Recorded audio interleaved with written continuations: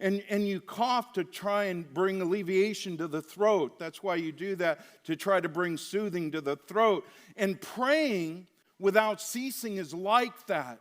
It's like during the day, all of a sudden something crops up in your life and you have this urge to pray.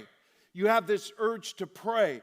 And so all through our day, and you've experienced this if you're in tune with God, that all of a sudden and it's like a cough, it starts to rise up in your heart. Somebody's life comes to your mind, or a personal need, or you're walking into a situation, and all of a sudden you didn't plan on praying, just like you didn't plan on coughing, but you didn't plan on praying, and the Holy Spirit just kind of drums that up, becomes like a cough. You have this urge, and you end up praying. It doesn't mean you're praying loud or you're praying in front of everybody all the time, but the key to praying without ceasing is not praying 24/7, but it's praying with persistence. It is praying with persistence, faithfully, meaning that you're continuous in it, frequently, that it comes up during the day, that it isn't just a time like religious people have seen it in the past, and they go into a prayer closet and boom, that's it. Or like the desert fathers out in the wilderness, and they're out there and they're praying and they're memorizing the Psalms, and they think that their relationship with God is actually going to grow that way. And I don't think it does, do you?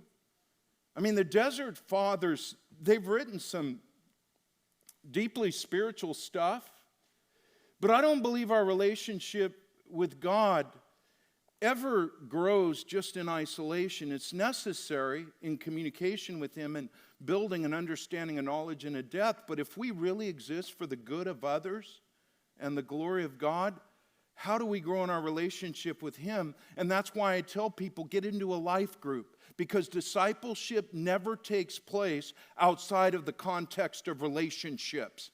You can do all the Bible studies you want in the world, but if you're not interacting with people, and God ain't growing in your life during those times.